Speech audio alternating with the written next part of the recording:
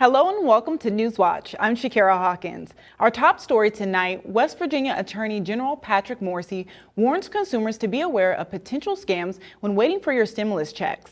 The federal government is set to send stimulus checks to each household in coming days or weeks as part of a larger COVID-19 relief package.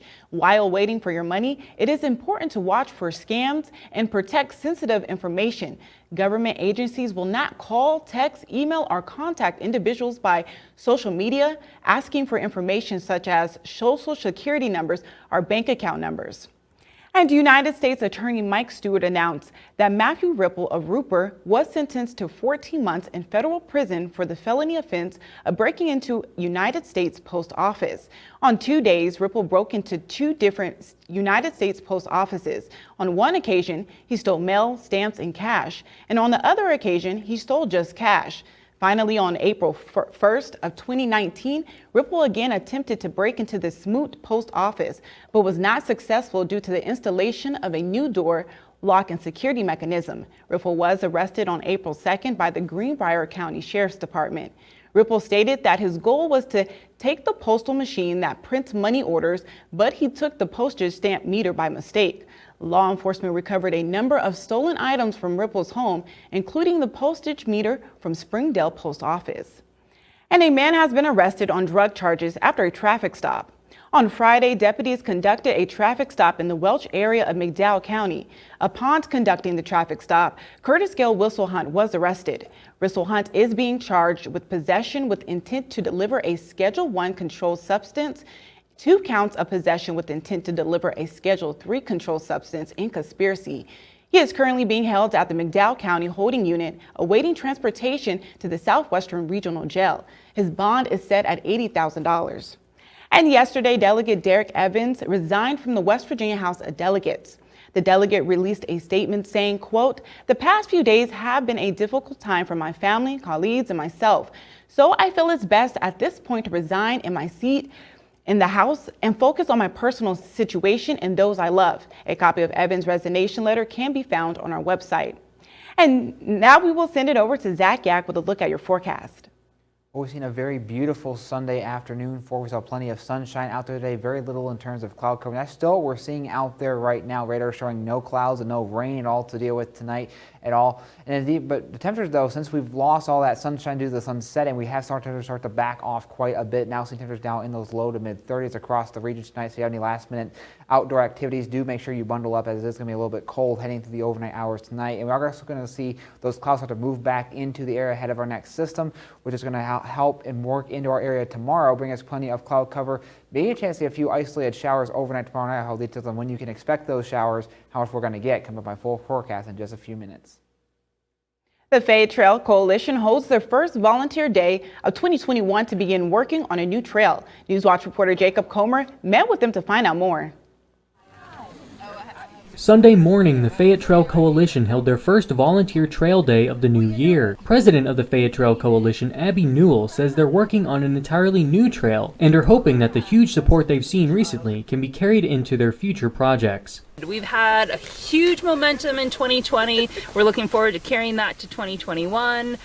There's still continued interest from the community, so we're really excited to continue. Typically, a volunteer effort with the Trail Coalition sees a few dozen people turn out. One volunteer says this is only her second time helping out, but she's noticed it's a great way to spend a weekend and help improve her community. This is only my second time here, but I absolutely loved it the first time, and so I came back for more. Especially during these times, it's a nice way to get outside and be away from people, but still be close and communicate and see friends. Creating a new trail is a whole other endeavor than a typical trail cleanup. They need to go along the entire path they planned out and go through a multi-step process of getting the trail ready. Newell said it's a lengthy process, and the volunteers are greatly needed. First, we go through and clear everything, so you get all the briars and the brush and the small trees, and then you have to stop, so you pull all the roots or the small little tree stobs out of the ground. Then you have to do tread work, so then you work and you bench cut, so you make the trail nice and smooth. It's a lot of work. It's a multi-step process, and with the freeze-thaw cycle of the winter, we have to work with the weather as well. This new trail will connect off Marauder Trail, and the working title is Red Trail. The Fayette Trail Coalition has plenty of projects in store after this one, ones that they say will affect and improve communities all over the county. Reporting from Fayetteville, I'm Jacob Comer for WOAY Newswatch. Anyone interested in volunteering with the Fayette Trail Coalition can follow their Facebook page for more information on future volunteer days. And free COVID-19 testing was offered at Beckley ARH earlier this afternoon. The testing was conducted by ARH sponsor Best Ambulance and was held from 1 to 4 p.m. And within just 45 minutes of starting, the team had already tested roughly 75 people. Director of Best Ambulance Ryan Bragg said they wanted to provide extra testing opportunities for those who find it difficult to make it on a weekday. We've heard from a lot of different people that they would really like to see a weekend clinic because of jobs and other obligations in healthcare. So we thought we would come out on a Sunday from 1 to 4 and try to give the community the opportunity that couldn't come during the week to come out and test on a weekend. Best Ambulance said they would like to be open more on the weekday testing opportunities, but as of right now, none is planned. And the West Virginia DHHR reports over 1,400 new COVID-19 cases in the last 24 hours. 12 deaths were reported, 3 deaths in our viewing area, that being a 74-year-old female from Raleigh County, an 84-year-old male from Kanawha County, and a 70-year-old male from McDowell County. That brings the statewide death toll to 1,582. There are now 99,778 total cases of the virus, with over 29,000 of those being active. The Mountain State has received 109,440 vaccine doses. 90,000 of those have been administered. And experts say the mostly unmasked crowd at the Capitol on Wednesday raises the possibility of a super spreader event. And on top of that, of the anticipated post-holiday rise in cases, America now stands at more than 22 million confirmed cases with more than 372,000 deaths. Take a look.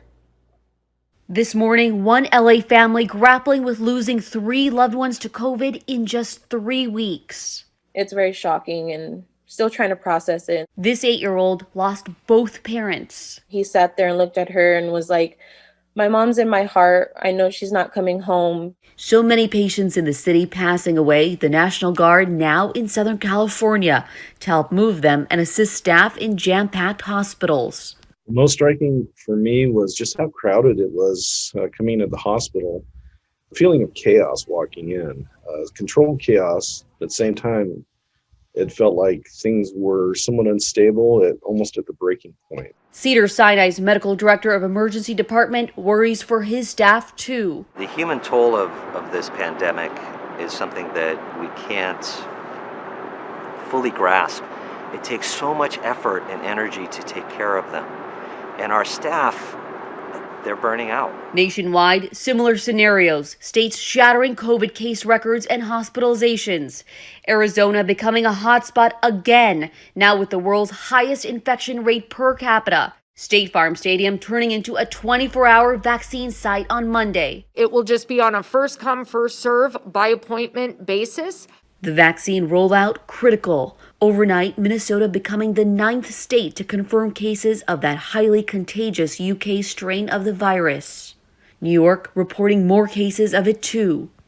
That is, again, as far as I'm concerned, a situation where the federal government was asleep at a switch. Today, New York City rolling out vaccine hubs like this one. And there are more glimmers of hope. This Illinois oncology nurse receiving both vaccine doses from her own nurse daughter. I wonder if this changes your dynamic with all the patients going forward. When I'm giving them, I try to reassure them, like, yep, I gave it to my mom and, we're both doing great. It's full circle. It's like I gave birth to her and now she is going to keep me alive because she's giving me this life-saving vaccine.